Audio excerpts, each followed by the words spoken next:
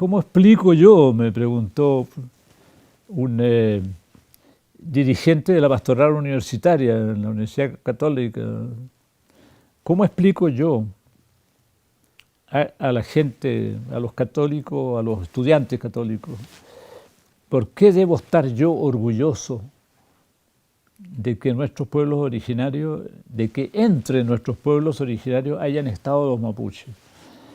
¿Por qué valen tanto los mapuches?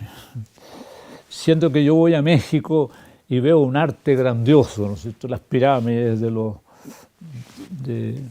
los mayas, o lo que puede haber sido el Cusco, ¿no es cierto? Que fue una ciudad grandiosa.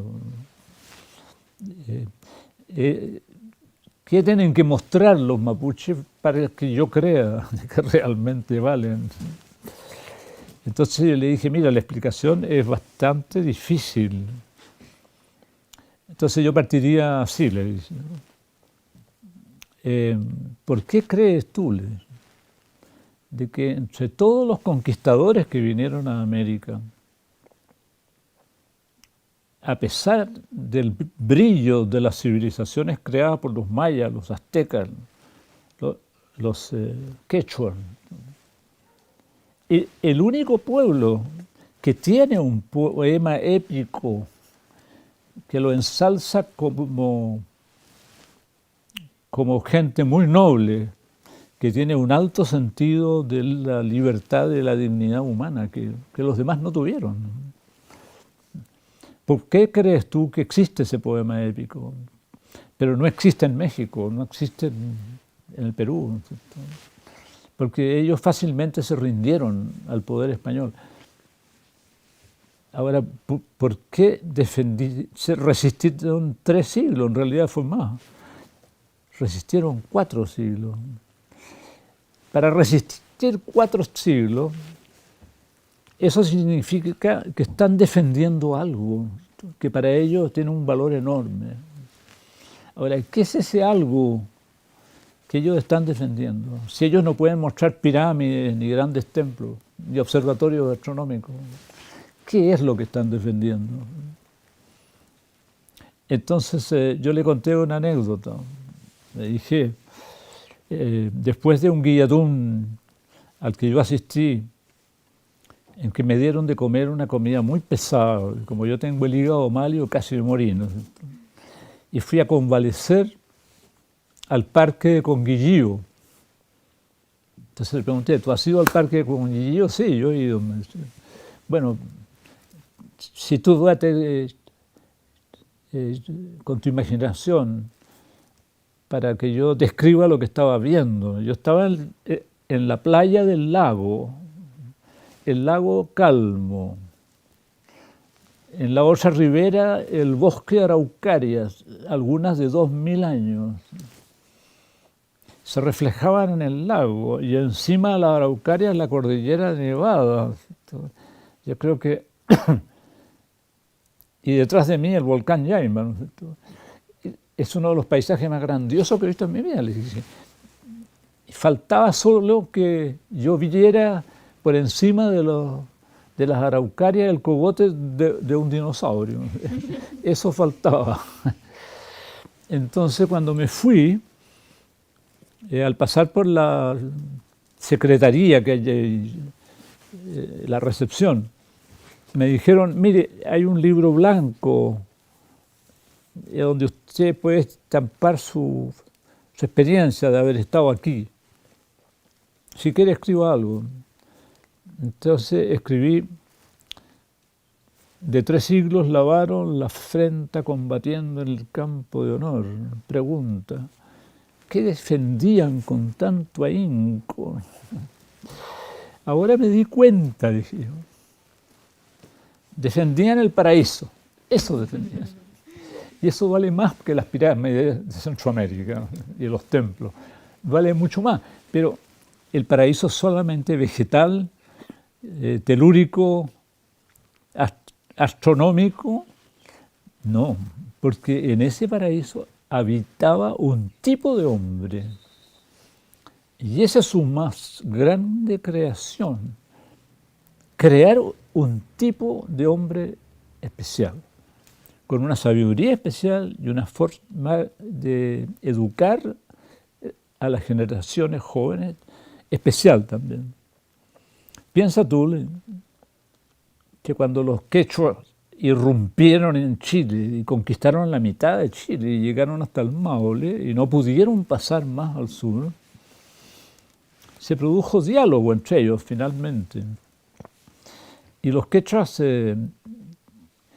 eran no violentos, claro que tenían batallas, pero generalmente tenían una diplomacia no violenta.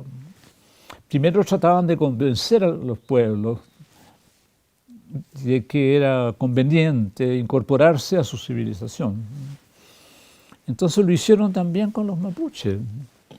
Invitaron a una delegación de loncos mapuches muy importantes y los llevaron al Cusco.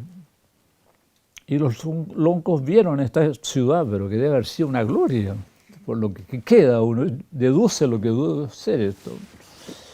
Y volvieron convencidos que lo de ellos era mejor. ¿Y qué era eso de ellos que ellos consideraban mejor?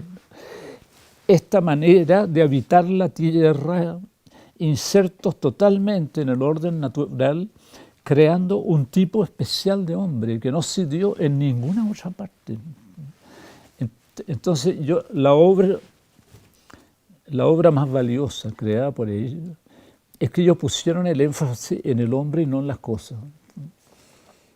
Y eso es lo que le impresionó a Alonso de Ercilla. Por eso que no se escribió una epopeya como la araucana en ningún otro país. Ahora, si tú te quieres convencer de que esto es así, te recomiendo un libro que se llama Filosofía Mapuche, del profesor Siley Mora, en que él analiza el contenido de sabiduría que hay en las palabras más importantes del mapudungun. Hombre, tú le preguntas a un mapuche cómo se dice hombre, y él te va a decir wenchu, y hasta ahí va a llegar nomás. Pero si tú analizas cómo está constituida esta palabra, está constituida de otras dos palabras.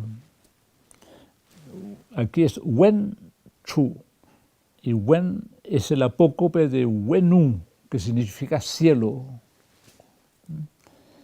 Y chu es derivado del verbo chung, que en este caso significa contraer. Conclusión, el hombre es un cielo contraído en un cuerpo. ¿Y qué dice el mito de cómo Dios creó al hombre? Dice que era un espíritu preexistente en el cielo y que Dios lo tomó y lo cubrió de un cuerpo y lo lanzó sobre la tierra. Ya, también Chu es, en este caso, el que fue lanzado del cielo. Por tanto, no es una filosofía materialista, es al revés. El hombre es un espíritu encarnado, tal como lo sostiene la espiritualidad bíblica. Y después, mujer, domo, eso te dice el mapuche, pero no te voy a explicar lo que significa. Sí. También es el apócope de dos palabras que se juntaron, que significa aquella por la cual somos más. ¿Aludiendo a qué? A que ella concibe la criatura, ella multiplica la especie, aquella por la cual nuestro pueblo es más, pero tiene un significado espiritual también. Aquella por la cual el hombre es más. O sea, la misión de la mujer es ¿cuál? Es despertar al hombre. ¿A qué? A sus facultades superiores. Entonces, ¿cómo lo dice el mito? Dice que cubrió a un espíritu con un cuerpo y lo lanzó sobre la tierra y quedó aturdido y dormido.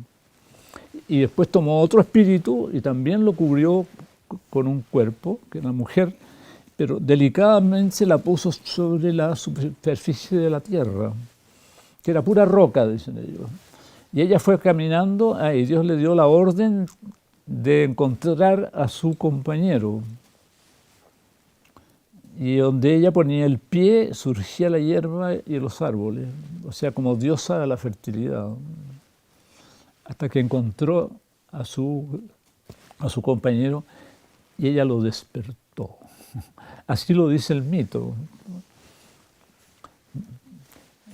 También la palabra espíritu, ¿no es cierto? Puyu, que significa lo mínimo, lo que se contrae como forma a lo mínimo, a un punto. Eso quiere decir, el espíritu no es materia.